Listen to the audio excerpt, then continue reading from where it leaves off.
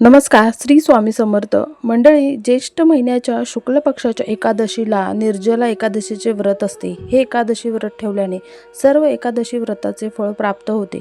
हिंदू धर्मामध्ये निर्जला एकादशीला वर्षातील सर्वात कठीण आणि श्रेष्ठ एकादशी व्रत मानले जातं. या दिवशी अन्न आणि पाण्याचा पूर्ण त्याग करून भगवान विष्णूंची आराधना केली जाते. यावर्षी एकादशी 25 जून 2026 गुरुवारी आहे.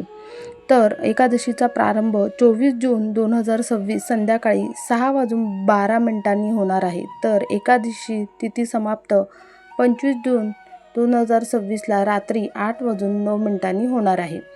मंडळी, वर्षभरातील 24 एकादशींचे उपवास करणे ज्यांना शक्य नसते त्यांनी केवळ हे एक व्रत पाळल्यास संपूर्ण वर्षाच्या एकादशीचे पुण्य त्यांना प्राप्त होते.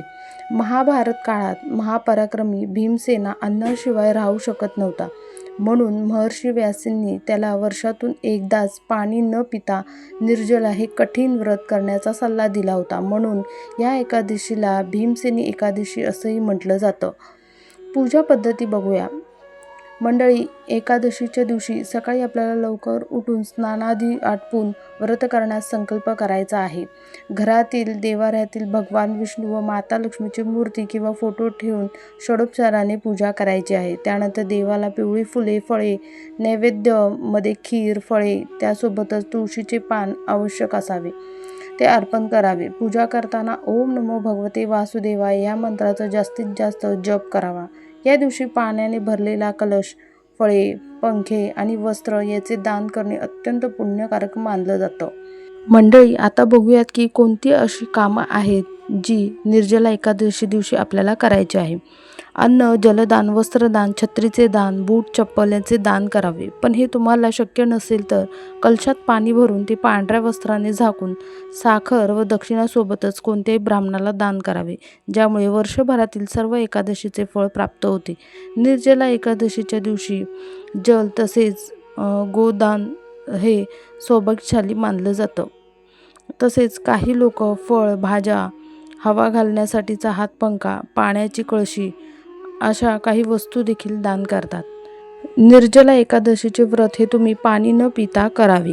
पुराणामध्ये निर्जला एकादशी व्रत केल्याने मनोरथ पूर्ण झाल्याचे सांगितले जाते. या एकादशी व्रताला विधीपूर्वक व्रत केल्यास सर्व एकादशीचे व्रताचे फळ मिळते. शास्त्रानुसार निर्जला एकादशी व्रतामध्ये सूर्योदयापासून ते दुसऱ्या दिवशी सूर्योदय होईपर्यंत जल त्याग करावा व दुसऱ्या दिवशी सूर्योदयानंतर पूजा झाल्यानंतर जल ग्रहण करून व्रत सोडावे. असे केल्याने वर्षभरातील सर्व एकादशीचे पुण्य प्राप्त होते. तसेच संपूर्ण वर्ष शुभ परिणाम देखील प्राप्त होतात. निर्जला एकादशीच्या दिवशी विष्णूची देवी लक्ष्मीसोबतच पूजा करावी. या दिवशी पितांबर धारण केलेल्या भगवान विष्णूंची विधिवत पूजा करावी. तसेच यथाशक्ती श्रीहरी विष्णूंच्या ओम नमो भगवते वासुदेवाय नमः या मंत्राचा जप करावा. जी लोक गोदान करू शकत नसतील त्यांनी जलदान नक्की करावे.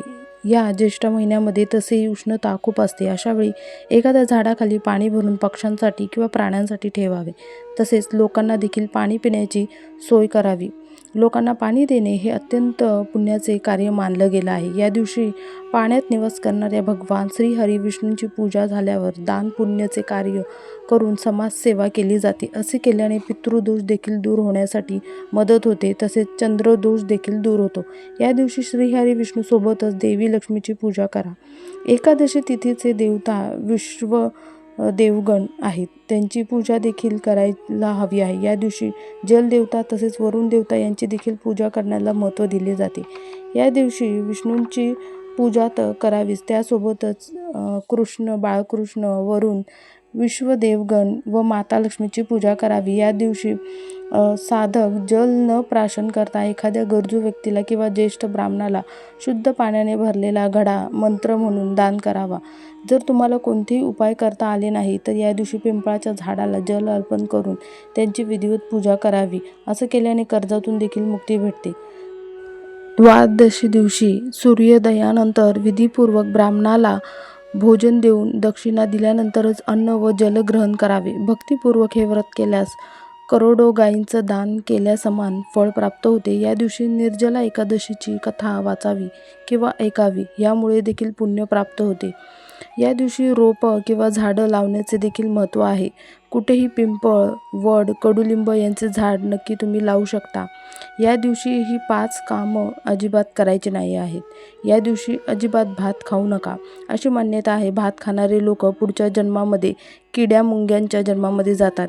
या दिवशी मिठाचे सेवन करू नका. मिठाचे सेवन केल्याने एकादशी व बृहस्पतीचे फळ नष्ट होते.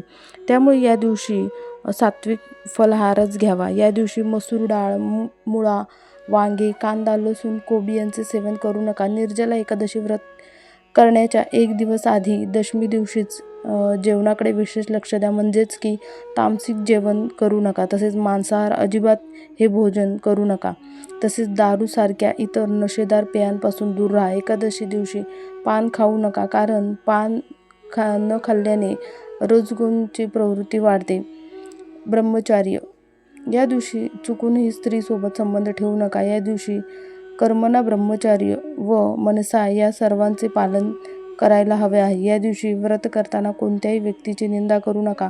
मनामध्ये कुणाविषयी वाईट विचार, द्वेष ठेवू नका. चुगली करण्याच्या सवयीमुळे मानसन्मानामध्ये कमतरता होते. बरेचदा अपमानाचा सामना देखील करावा लागतो. या दिवशी कोणावरही क्रोधित होऊ नका. तसेच कोणत्याही प्रकारच्या वादविवादामध्ये पडू नका.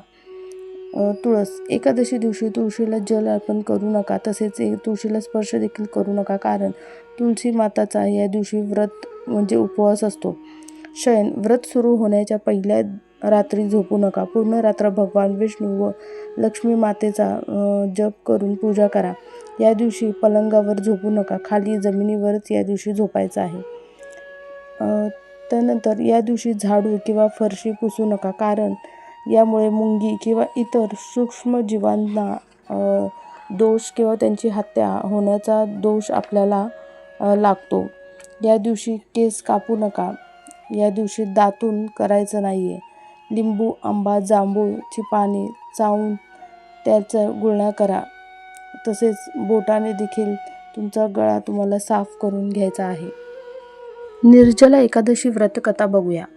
भीमसेन व्यासजींना म्हणतात की हे पितामहा, बंधू युधिष्ठिर, आई कुंती, द्रौपदी, अर्जुन, नकुल आणि सहदेव इत्यादी सर्वजण एकादशीचे व्रत ठेवण्यासाठी सांगतात. परंतु महाराज, मी त्यांना सांगतो की मी ईश्वराची आपल्या सामर्थ्याप्रमाणे उपासना करू शकतो, पण मी उपाशी राहू शकत नाही. त्यावर व्यासजी म्हणतात, हे भीमसेन, जर आपण नरकाला वाईट आणि स्वर्गाला चांगलं मानत असेल तर प्रत्येक महिन्याच्या दोन्ही एकादशींना अन्न खाऊ नये.